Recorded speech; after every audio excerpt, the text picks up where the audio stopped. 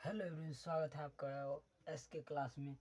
तो आज हम प्रश्नावली 1 का बी का पहला सवाल का पहला बनाएंगे, दूसरा बनाएंगे, तीसरा बनाएंगे, चौथा बनाएंगे, पांचवा बनाएंगे।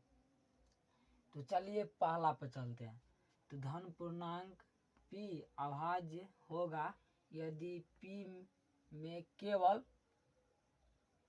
डॉट डॉट और डॉट डॉट से भाग लगे। डॉट डॉट का जगह क्या होगा? तो अभाज्य होगा यदि p अभाज्य होगा यदि p में केवल यहाँ पर p होगा, p से यहाँ पर एक और p से भाग लगे, यानी एक और p से भाग लगे। ए आपको एक नंबर में पूछेगा, यानी 1 मार्क MARK में। दूसरा सवाल, डॉट डॉट संख्या को अभाज्य के गुणनफल के रूप में लिखा जा सकता है। यौगिक यानी यौगिक संख्या को अभाज्य गुणनखंड के रूप में लिखा जा सकता है, यानी यौगिक संख्या को गुणनखंड के रूप में लिखा जा सकता है। दो पूर्णांक q और b सअभाज्य हैं यदि मॉस a, b बराबर क्या होगा? मॉस a और b है तो क्या होगा? तो मॉस a b है तो क्या होगा?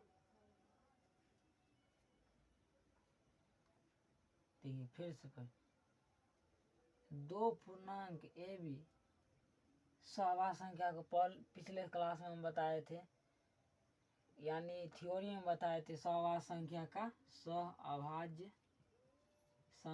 का मॉस 1 होता है। सहभाज्य संख्या का मॉस 1 होता है, तो यहाँ पर 1 होगा, ये आंसर 1 हो गया।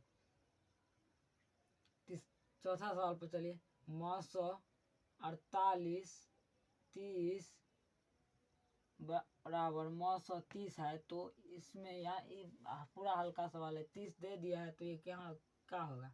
48 होगा। पांचवा, हमको पांचवा सवाल बनाना है। अब पांचवा सवाल बनाते हैं। मॉस ए बी गुना लॉस a, b तो क्या होगा? यहाँ पर a हो जाएगा, यहाँ पर b हो जाएगा। a गुना b का मॉस ही नहीं a डॉट b होगा, तो यहाँ पर इसी तरह से पहला का 5 गो सवाल इंड हुआ, END। ये आपको याद रखना है, VVI होगा, ये VVII होगा।